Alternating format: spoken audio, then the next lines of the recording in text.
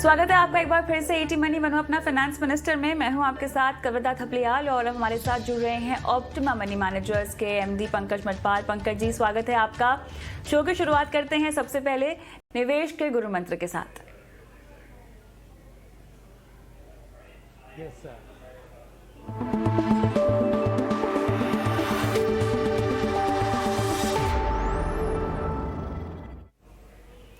पंकज जी बताएं, गुरु मंत्र आप क्या दे रहे हैं अपने लिए दर्शकों को, और इस तरह का गुरु मंत्र जो कि इनकी पूरी निवेशकों की पूरी जर्नी में, उनकी इन्वेस्टमेंट जर्नी में उनके साथ रहे। कविता, कई बार देखा गया है कि निवेशक अपने सेविंग बैंक अकाउंट में काफी पैसे ऐसे ही छोड़ देते हैं, मतलब ये सोचकर कि इन्वेस्टमेंट करना है, लेकिन काफी समय निकल जाता है। तो आपका पैसा आइडल नहीं पड़ा रहना चाहिए, आपको उसके इन्वेस्ट करना चाहिए। तो इसके लिए let your money work hard for you, ये मेरा गुरु मंत्र है कि आप पैसे को मतलब काम पर लगा दें, उसे इन्वेस्ट करें ताकि वो अच्छे रिटर्न्स आपके लिए कमा सके। कहा आपने, लेकिन सवाल यहाँ पर यह है कि अगर सेविंग्स अकाउंट में अपने पैसे ना रखें तो कहाँ रखें? बिल्कुल, देखिए, सेविंग बैंक अकाउंट में थोड़े पैसे जो रोजमर्रा के खर्चे के लिए वो ठीक है, लेकिन बाकी आपको अपने फाइनेंशियल गोल्स के हिसाब से, चाहे वो डेट इंस्ट्रूमेंट्स हो या इक्विटी हो या फिर गोल्ड हो, कुछ भी हो, लेकिन आपके financial goals short term, medium term, long term, उस हिसाब से डिसाइड करके आप उन्हें इन्वेस्ट करें। क्योंकि सेविंग बैंक अकाउंट ये इन्वेस्टमेंट नहीं है, पैसों को पार्क करने का तरीका है।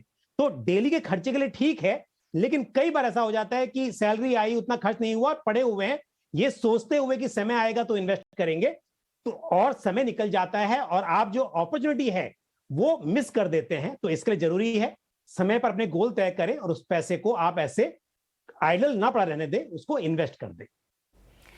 और राइट, चलिए निवेश गुरु मंत्र जानने के बाद अब बारी आती है दर्शकों से जुड़ने की। और दीपक शर्मा दर्शक हमारे साथ फोन लाइन पर हैं और इन्हें अपने बच्चों की शिक्षा के लिए 10 साल के बाद चाहिए 2 करोड़ रुपए। फिलहाल 7 फंड में निवेश कर रहे हैं और निवेश की राशि है 20,000 रुपए। नमस्कार दीपक जी, बताएं क्या हालचाल सर, कहाँ से बोल रहे हैं? हाँ मैडम नमस्कार, मैं छतरपुर से बोल रहा हूँ मैडम। नमस्ते जी। अच्छा सर, आपने जो फंड्स के नाम दिए हैं मुझे बताएं कि ये कब से आप इन्वेस्टमेंट कर रहे हैं? मैडम इसमें मेरे जो ये आपका आदित्य बिरला का फ्लेक्सी, एक्सिस फ्लेक्सी और HDFC L&T और रिलायंस, ये मैडम मैं 4 साल से रेगुलर इसमें SIP कर रहा हूँ। और अभी इस साल मैडम मैंने इसमें रिलायंस एक्सिस का ब्लू चिप और टाटा डिजिटल फंड ये 2 ऐड किए और एक्सिस का फ्लेक्सी कैप। अच्छा, आपने खुद अपने मन से ऐड किए हैं? क्योंकि यहाँ पे 2 फ्लेक्सी कैप है और 2 मिड कैप है आपके पास, कोई खास वजह है सिलेक्शन के पीछे? मैडम आप लोगों का प्रोग्राम देखते हैं मैडम, ET न्यूज, और उसमें जानकारी मिलती है मैडम। अच्छा, इसमें फ्लेक्सी कैप 2 मैडम, एक्सिस का और ABSL का 2 फ्लेक्सी कैप मैडम। टाटा का digital fund, Reliance small cap, Axis blue chip में आपने STP कर रखी है। ये STP खत्म हो गई है कि अभी चल ही रही है? नहीं मैडम, ये continue madam, STP madam continue madam. चलिए ठीक है, ओके, ऑलराइट। तो पोर्टफोलियो तो आपने अपने हिसाब से डिजाइन किया हुआ है, लेकिन इसको और बेहतर तरीके से हम डाइवर्सिफाई कर सकते हैं क्या पंकज जी? पोर्टफोलियो में मैं थोड़े से मतलब चेंजेस में सुझाव दूंगा करने का, लेकिन उससे पहले जो उन्होंने फाइनेंशियल गोल तय किया है उस पर मैं बात करना चाहूंगा। ओके। आपको 2 करोड़ रुपए चाहिए अब से 10 साल के बाद। अब क्योंकि आपने कहा कि कुछ सालों से आप निवेश कर रहे हैं, तो लाजमी है कि आपने कुछ पहले से पूंजी जुटा ली होगी, लेकिन उसके बाद भी यदि आप 20,000 रुपया महीना निवेश करते हैं और 10 साल में आप चाहते हैं 2 करोड़ रुपए जुटाना, हालांकि म्यूचुअल फंड्स में रिटर्न्स की गारंटी नहीं होती है, बट हम जब लॉन्ग टर्म की बात करते हैं और इक्विटी स्कीम की बात करते हैं तो 12-13% का एवरेज यानी कि CAGR एक्सपेक्ट करना मेरे हिसाब से सही है। तो ऐसे में इस राशि से तो मुश्किल हो जाएगा कि 10 साल के बाद, यानी कि अभी इस वक्त पर यदि आपने 4-5 लाख रुपए इकट्ठे भी किए हों तो भी ये मुश्किल है कि आप इतनी बड़ी पूंजी जुटा पाएंगे। तो एक तो चीजें हैं, पहली बात आपको तो अमाउंट बढ़ाना पड़ेगा, दूसरी बात आपको थोड़ा समय बढ़ाएंगे तो और आसान होगा। क्योंकि इस हिसाब से यदि मैं कैलकुलेट करूं कि, क्योंकि मुझे पता नहीं था कि आपने अभी तक कितने पैसे इकट्ठे किए हुए हैं, तो यदि हम ये मान के चलें कि कोई व्यक्ति 20,000 रुपया महीना निवेश करता है और 12% का CAGR हो, तो उस हिसाब से लगभग 46 लाख रुपए इकट्ठे हो पाते हैं 10 साल में, और आपको जुटाने हैं 2 करोड़ रुपए। तो यानी कि आपको समय थोड़ा बढ़ाना पड़ेगा या फिर थोड़ा गोल को अपना रियलिस्टिक रखना पड़ेगा, ये बहुत जरूरी है। और ऐसे अगर कैलकुलेट करें कि 2 करोड़ रुपए जुटाने हो 12% के हिसाब से 10 साल में तो आता है 90,000 रुपये महीना। तो वो मेरे हिसाब से आपके इस एग्जिस्टिंग इन्वेस्टमेंट को देखते हुए शायद आपके लिए थोड़ा मुश्किल रहेगा, तो इस पर आप जरूर ध्यान दें। अब बात करते हैं आपके पोर्टफोलियो की। जैसा भी कविता ने पहले ही बताया कि आपके इसमें फ्लेक्सी कैप 2 हैं, मिड कैप 2 हैं, तो पोर्टफोलियो में थोड़ा सा मतलब डुप्लीकेसी है। उनका पोर्टफोलियो भी आप देखेंगे अगर स्कीम का, तो वो भी ऑलमोस्ट मिड कैप में ऑलमोस्ट सेम स्टॉक्स हैं। और अभी जो 2 स्कीम मिड कैप में हैं, मैं सलाह दूंगा कि दोनों स्कीम की परफॉर्मेंस में कंसिस्टेंसी नहीं है, और यदि आप चाहें तो इन दोनों स्कीम को बंद करके इसकी जगह पे आप कोई भी एक स्कीम स्टार्ट करें, और वो होगी या तो रिलायंस ग्रोथ फंड या फिर कोटक इमर्जिंग इक्विटी फंड। इन दो में से आप कोई भी करें। और ये जो रिलायंस ग्रोथ फंड है, ये बहुत ही मतलब मिड कैप में पायनियर फंड है।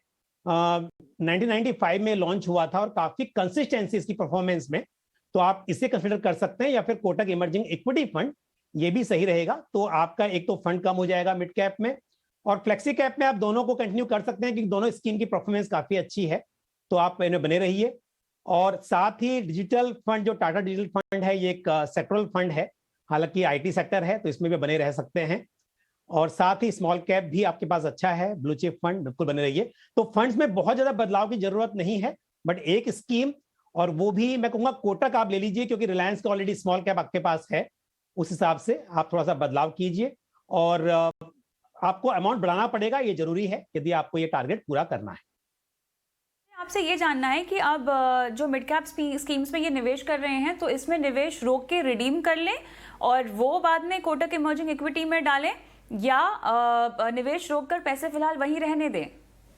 देखिए, फिलहाल के लिए वहीं रहने दें, लेकिन एसआईपी, क्योंकि क्या होगा, स्टॉप करेंगे तो वहां पर एग्जिट लोड और साथ ही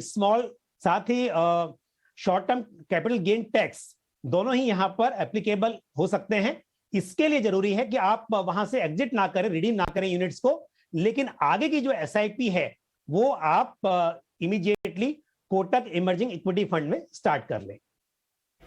चलिए, बहुत बढ़िया दीपक शर्मा जी, उम्मीद करते हैं कि आपको बदलाव समझ में आ गए हों, और अगर नहीं तो आप हमारे चैनल के YouTube पर जा सकते हैं, प्लेलिस्ट में जाइए और ये शो आपको मिल जाएगा, वहां पर अपनी सलाह आप नोट डाउन कर सकते हैं फंड्स के लिहाज से। घनश्याम जी फोन लाइन पर हमारे साथ है। घनश्याम जी कैसे हैं? बिल्कुल ठीक है। और मेरा एक थोड़ा सा अपने पोर्टफोलियो को रिव्यू करने के एंगल से मैंने रिक्वेस्ट की थी। टोटल सर मैंने 5 या 6 साल का एजिंग हुआ है मेरे म्यूचुअल फंड पोर्टफोलियो का, और इसका टोटल वैल्यूएशन 3-4 दिन पहले मैंने निकाला था, तो करीब 1 करोड़ 5 लाख रुपए हो रहा था, और 12-13 फंड है इसमें। तो मैंने डिटेल भी दिए थे कि एसबीआई का फ्लेक्सी कैप फंड है करीब 12 लाख वैल्यू। जी सर, वो डिटेल्स हैं, वो इतने फंड्स हैं, मेरे ख्याल से समय काफी निकल जाएगा अगर आप सबके वैल्यू और सबके नाम बताएं। तो मुझे बताएं कि अब आपके लक्ष्य क्या है, आपने जो इस निवेश से इकट्ठा किया है, इससे आप क्या करना चाहते हैं? जी, मेरा इसमें लक्ष्य था कि जो भी इसमें से रिटर्न आएगा, करीब 10 से 12% का मेरा एक्सपेक्टेशन था, और उसमें से मैं 8 या 9% के आसपास हर साल जो ग्रोथ होगी वो ग्रोथ में निकालना चाहता हूँ, मतलब अगले 1-2 साल के बाद में। तो क्या ये फिजिबल होगा, या मैं क्या फंड्स कम करूं, या कोई पर्टिकुलर फंड को मुझे ठीक से मतलब वैल्यूएशन चेंज करनी है उसकी, ये थोड़ा रिव्यू करना चाहता हूँ मैं। ठीक है, तो बेसिकली रिटर्न कमाना ही आपका मकसद है ना? आपको ऐसी कोई जिम्मेदारी या ऐसा कोई आपका आर्थिक लक्ष्य तो नहीं है ना जो पूरा होना है? नहीं, मेरा कोई आर्थिक लक्ष्य नहीं है, और मेरे पास एक्चुअली ऑलमोस्ट सेम अमाउंट का, मतलब करीब 1.5 CR का मेरे पास डेप्ट है, पीपीएफ और ईपीएफ और एनपीएस का, तो मेरी जनरल रिक्वायरमेंट उससे मीट हो जाएंगी। अच्छा। बट ये पैसे का जो रिटर्न है वो मुझे डेफिनेटली आना चाहिए। मुझे बताएं, ये जो आपने पोर्टफोलियो खड़ा किया है सर, आपने सलाह ली है किसी प्रोफेशनल से? नहीं मैडम, ये मोस्टली डायरेक्ट इन्वेस्टमेंट है। वाह, काफ़ी सारे फंड्स आपने जमा किए हैं, लेकिन देखिए जो आपका डायरेक्शन है ना वो बिल्कुल सही है और कहीं ना कहीं आप बाज़ार के जानकार भी लगते हैं। तो अब चलिए, वैसे तो पैसे आज के माहौल को देखते हुए तो बाज़ार से पैसे निकालने की सलाह नहीं ही दी जाएगी, लेकिन पंकज जी अब क्योंकि इन्होंने इतना उम्दा पोर्टफोलियो बना के रखा हुआ है, क्योंकि इनकी निवेश राशि भी अगर आप देखें तो लगभग एकमुश्त ही है और लाखों में है। अब इनके पास कोई इमीडिएट गोल नहीं है, तो थोड़े समय तक और अगर निवेश में बने रहें, बदलाव ज़रूर करने पड़ेंगे, वो आप सुझाएं, बताएं कैसे करना चाहिए, लेकिन पैसे निकालने को लेकर आप क्या कहेंगे? बिल्कुल, देखिए कविता, क्योंकि कहना ये कि बहुत जल्दी उन्होंने पैसा निकालना है, मतलब जैसा कि कहा कि 2 साल के बाद में वो चाहते हैं कि 8% अराउंड वो यहां से विड्रॉ करते रहें। अब क्योंकि इनका जो पोर्टफोलियो है मोस्टली इक्विटी है या फिर इक्विटी हाइब्रिड, वो भी अग्रेसिव हाइब्रिड है, यानी कि 65% या उससे ज्यादा उन स्कीम का एलोकेशन इक्विटी में होगा। तो अगर मैं ओवरऑल देखूं इस पोर्टफोलियो को तो करीब 67% एलोकेशन इक्विटी में जा रहा है। तो इस हिसाब से यदि आप ये चाहते हैं कि आपको इमीडिएटली यानी कि 1-2 साल के बाद ही यहां से पैसे विड्रॉ करने ही हैं, तो फिर आप थोड़ा सा अपना एक्सपोजर इक्विटी से कम करें, क्योंकि होता यह है कि मान लीजिए यहां पर थोड़ा सा और आपका जो पोर्टफोलियो है वो कम हो जाता है, जैसे हमने देखा पिछले कुछ समय में कि जो वैल्यू है वो गिर गई, और ऐसे ही वक्त आ जाए कि थोड़ा सा वैल्यू और कम हो जाए और आपको विड्रॉ भी करना हो, तो इक्विटी में वो कैपिटल फिर इरोड होने लगती है आपको, क्योंकि कैपिटल में से विड्रॉ करना पड़ेगा। तो इसके लिए या तो आप ये कहें कि अगर बढ़ेगा तो विड्रॉ करेंगे और अगर नहीं बढ़ा तो फिर विड्रॉ नहीं करेंगे, तब तो ठीक है। लेकिन यदि विड्रॉ करना ही है तो फिर आप इक्विटी में से एक्सपोजर को थोड़ा सा कम करें, ये मैं आपको सुझाव दूंगा। दूसरी बात, जहां तक स्कीम का सवाल है, यहां पर थोड़ा सा बदलाव आपको करना चाहिए, और वो है एक HDFC टॉप 100 फंड और दूसरा फ्रैंकलिन इंडिया इक्विटी हाइब्रिड, जो कि आपने नाम लिखा हुआ है फ्रैंकलिन इंडिया बैलेंस फंड, उसका नाम अभी इक्विटी हाइब्रिड हो गया है। तो वो 2 फंड्स जो हैं, इनमें से मैं कहूंगा कि आपको यहां से एग्जिट करना चाहिए और उसकी जगह पर आपके पास जो एग्जिस्टिंग स्कीम है, नई स्कीम ऐड नहीं करनी है। आपके पास में एक है ICICI prudential balance advantage fund और दूसरा है SBI हाइब्रिड इक्विटी फंड। इन दोनों फंड्स में आप इस जो पैसा जो रिडेम्पशन प्रोसीड्स होगा आपका HDFC टॉप 100 का और फ्रैंकलिन इंडिया हाइब्रिड इक्विटी का, उससे आप इन दोनों स्कीम में इक्वली डिवाइड कर दें, तो आपकी 2 स्कीम कम हो जाएंगी और साथ ही आपका इक्विटी में जो HDFC टॉप 100 में पूरा इक्विटी है वो थोड़ा सा हाइब्रिड में आ जाएगा। तो ये बदलाव जरूर करें। और तीसरी बात जो मैंने आपको बताया कि यदि आपको ऐसा लगे कि आपको इमीडिएटली पैसे की जरूरत पड़ने ही वाली है, विड्रॉ करने ही है, तो उस केस में फिर आप थोड़ा सा इक्विटी एक्सपोजर को और कम करने की कोशिश करें। चलिए घनश्याम जी, और कोई सवाल पूछना चाहते हैं? नहीं, thank you sir, thank you. चलिए, बहुत बहुत धन्यवाद, आपने अपना सवाल हमसे पूछा। जगदीश गहलोत साहब हमारे साथ फोन लाइन पर हैं और SBI बैलेंस एडवांटेज में इन्होंने 2 लाख रुपए निवेश किए हैं और अभी फिलहाल उनको उनकी कीमत घटती हुई दिखाई दे रही है। 3 से 4 साल का इनका टाइम होराइजन है। पूछ रहे हैं कि कहीं पर दूसरे फंड में क्या स्विच कर लेना चाहिए या नहीं। फोन लाइन पर है मेरे साथ जगदीश जी। आपने 1 साल पहले ही इसमें निवेश किया है? हाँ, 1 साल पहले करीब मैंने इन्वेस्ट किया था और उसका अभी भी वैल्यू जो अंडर वैल्यू है, तो what I have to do, actually मैं डिसाइड नहीं कर पा रहा था कुछ फंड रखना चाहिए या नहीं। देखिए, आपने इसमें और कर लेना चाहिए। आपने इसमें एकमुश्त लगाए हैं ना ये पैसे? हाँ जी, लमसम इन्वेस्टमेंट। और क्या पर्पस से लगाए थे? नहीं, ऐसा स्पेसिफिक पर्पस नहीं है, बेटर रिटर्न के लिए। Nothing to achieve some special goal, ऐसा कुछ नहीं है। तो अगर आपके पास 2 लाख रुपए थे और आपके पास ऐसी कोई समय की पाबंदी नहीं थी, ना ही कोई आपका आर्थिक लक्ष्य था, तो आपने बैलेंस फंड का चुनाव क्यों किया? नहीं, ऐसा हमारा फाइनेंस जो भी एडवाइजर था उसने जैसा मैं बता दिया उसमें लगा दिया हमने। ऐसा कुछ मेरे को स्पेसिफिक बहुत ज्यादा आइडिया भी नहीं है उसके बारे में। तो अभी मैं यही जानना चाह रहा कि अभी फिलहाल मेरे को क्या करना चाहिए।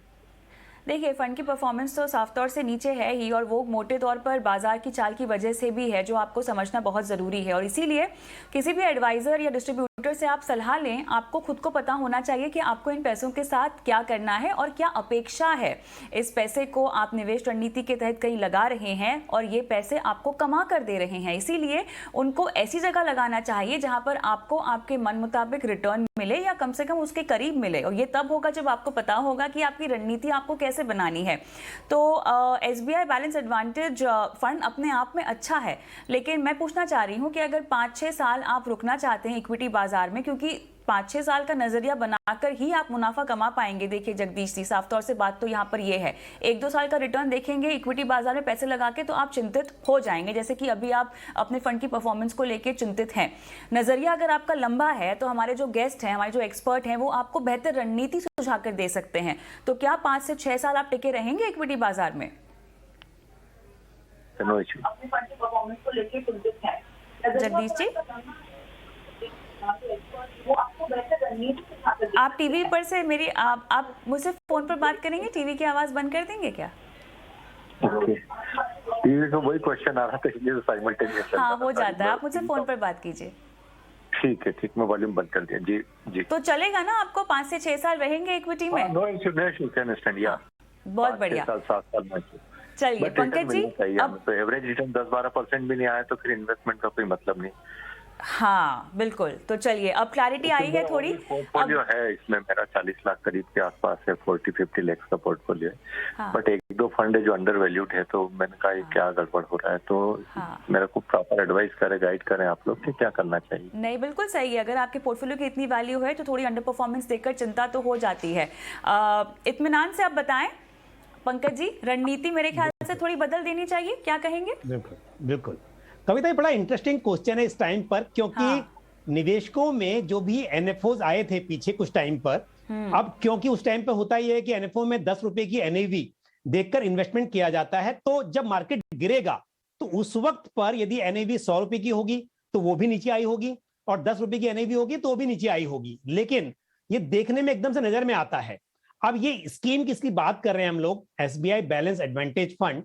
ये 31 अगस्त 2021 को लॉन्च हुआ था, यानी कि इसको 6 मंथ हुए हैं, 1 साल भी नहीं हुआ है।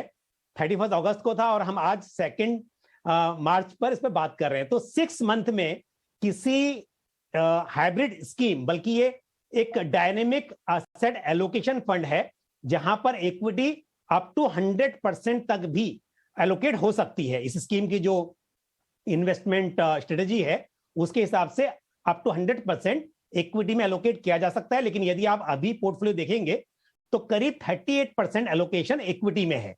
अब क्योंकि लास्ट 6 मंथ में हमने देखा कि मार्केट काफी नीचे आ गए, मार्केट करेक्ट हुए हैं, तो ऐसे में डेफिनेटली ये स्कीम ने भी परफॉर्मेंस काफी नेगेटिव दिखाई है। लेकिन मैं कहूंगा कि ना तो 6 मंथ का टाइम सही टाइम है किसी स्कीम की परफॉर्मेंस को इवेल्युएट करने के लिए, और साथ ही आपको जब भी आप इस तरह की, चाहे वो इक्विटी स्कीम हो या फिर अग्रेसिव हाइब्रिड या बैलेंस एडवांटेज फंड, तो आपका नजरिया करीब करीब 5 साल या उससे ज्यादा का होना चाहिए। तो आप बिल्कुल इस स्कीम में बने रहें। आप इस बात को मत देखें कि पिछले 6 महीने में रिटर्न नेगेटिव आए हैं। हम हमेशा बात करते हैं लॉन्ग टर्म में CAGR की। हम जब CAGR देखते हैं, अगर 5 साल 10 साल का रिटर्न किसी स्कीम का पास्ट में देखें, तो ऐसा कभी नहीं हुआ होगा कि उन 10 सालों में हमेशा स्कीम ने 12% या 13% रिटर्न दिया होगा। कभी 25 भी हुआ होगा, कभी 5 भी रहा होगा, लेकिन जो एवरेज होता है वो हम उम्मीद करते हैं कि वो सही रहे। और आपने सामने से कहा कि करीब करीब 10-12% रिटर्न आपको आना चाहिए। मैं उम्मीद करता हूं यदि आपका नजरिया 5 साल से ज्यादा का होगा तो आप इस तरह के रिटर्न स्कीम में 10% के आसपास देख सकते हैं लंबी अवधि में। तो आप बिल्कुल बने रहिए, और ये पास्ट परफॉर्मेंस 6 मंथ की जो आपने देखी है, इसको देखकर आप चिंतित ना हो, इसको देखकर डिसीजन ना लें। चलिए आगे बढ़ते हैं, और अगले दर्शक लक्ष्मण सिंह ने अपना सवाल एक वीडियो शूट करके भेजा है, तो इनका वीडियो देख लेते हैं। नमस्कार, मेरा नाम लक्ष्मण सिंह पाल है और मेरी उम्र 29 साल है। मैंने अभी SBI मतलब म्यूचुअल फंड में बिगनर हूँ। मैं अभी 2 फंडों में इन्वेस्ट करता हूँ। SBI फोकस्ड इक्विटी फंड जो डायरेक्ट प्लान है उसमें 1000 रुपये मंथली, और दूसरा है मेरा कैनरा रोबेको ब्लू चिप जो इक्विटी डायरेक्ट प्लान, उसमें 2000 मंथली इन्वेस्ट करता हूँ। इसके अतिरिक्त मेरा पीपीएफ है, उसमें मैं 27,900 पर मंथली, और जो इंश्योरेंस है उसमें 2500 मंथली इन्वेस्ट करता हूँ। मैं 10,000 और इन्वेस्ट करना चाहता हूँ। इसके लिए मुझे 2-3 फंड सजेस्ट करें। मेरा प्लान 15 से 20 साल का है। लक्ष्मण सिंह, बहुत बहुत धन्यवाद, आपने सवाल वीडियो के जरिए भेजा है। हमारे एक्सपर्ट भी हमारे साथ जुड़ गए हैं जिन्होंने आपका सवाल सुना है। बताएं पंकज जी, क्या बदलाव करने हैं इनको? कविता, बदलाव की जरूरत नहीं है क्योंकि 15-20 साल का नजरिया है। इतना लंबा नजरिया अगर हो तो इक्विटी फंड के लिए अच्छा रहता है। और साथ ही इन्होंने जो स्कीम चुनी है वो भी अच्छी है। लेकिन अब जो आप एडिशनल पैसा इन्वेस्ट करना चाहते हैं उसको लेकर मैं आपको सलाह दूंगा। तो एक आप आईसीआईसीआई प्रूडेंशियल एमएनसी फंड को अपने पोर्टफोलियो में शामिल कीजिए। ये एक ऐसा फंड है जो कि मल्टीनेशनल कंपनीज में इन्वेस्ट करता है, चाहे वो इंडियन मल्टीनेशनल कंपनीज हो या फिर इंटरनेशनल कंपनीज हो, इंडिया में लिस्टेड हो या ना हो, लेकिन वो मल्टीनेशनल कंपनीज होंगी। और जो एमएनसीज होती हैं बेसिकली इनका कॉर्पोरेट गवर्नेंस को लेकर या फिर उनका जो टेक्नोलॉजी होती है वो काफी स्ट्रांग होती है। तो लंबे समय में ऐसी कंपनीज में इन्वेस्टमेंट करना फायदेमंद हो सकता है। तो ये स्कीम आपको सजेस्ट करूंगा। और साथ ही आपके पास में स्मॉल कैप या मिड कैप भी नहीं है, हालांकि आपने कैनरा रूबिको ब्लू चिप यानी कि जो लार्ज कैप है उसमें किया हुआ है और लार्ज एंड मिड कैप में किया हुआ है। तो एक स्कीम मैं आपको और बताऊंगा, कोटक इमर्जिंग इक्विटी फंड, ये एक मिड कैप होगा, और Nippon India small cap fund.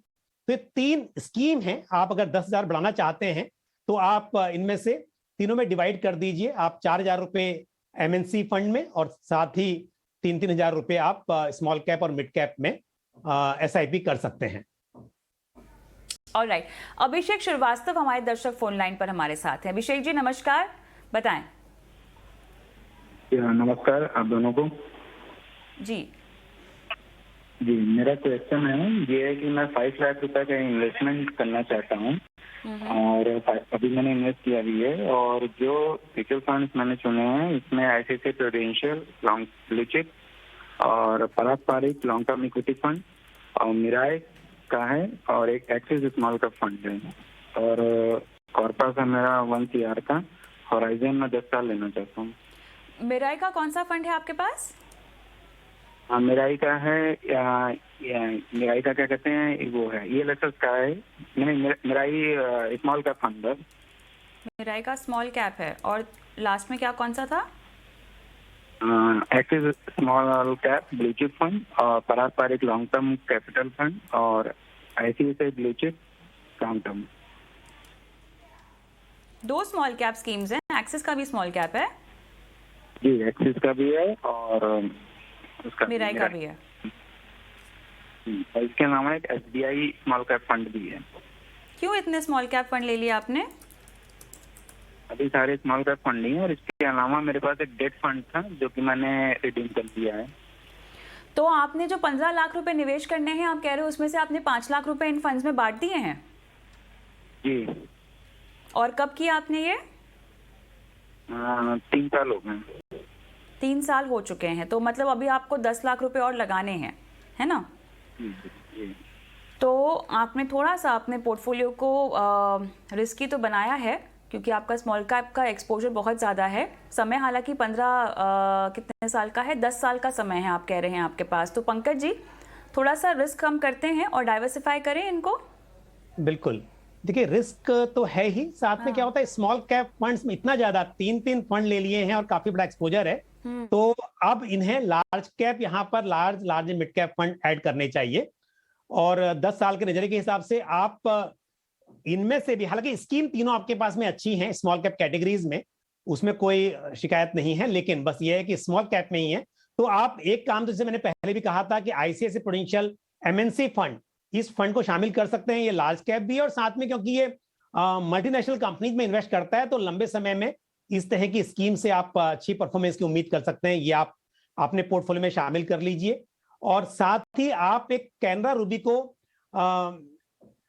Equity blue chip fund, इसको कंसिडर करें। ये एक अच्छा लार्ज कैप फंड है, इसको आप शामिल कर सकते हैं।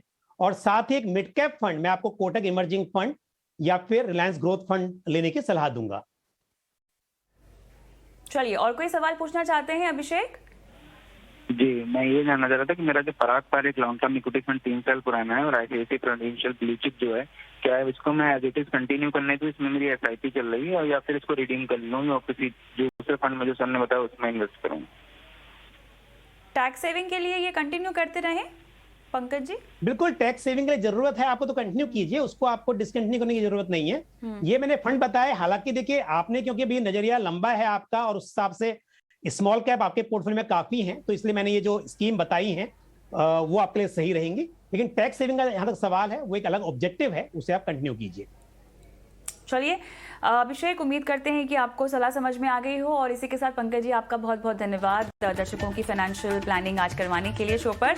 और जाते जाते एक बार फिर से बता देते हैं आपको वो नंबर जहां पर आपको अपने सवाल हम तक पहुंचाने हैं, 9619873567। आप व्हाट्सएप कर सकते हैं अपने सवाल, और चाहें तो सवालों का वीडियो बनाकर भी अपनी वीडियो जो है इस नंबर पर अपलोड कर दीजिए। नमस्कार।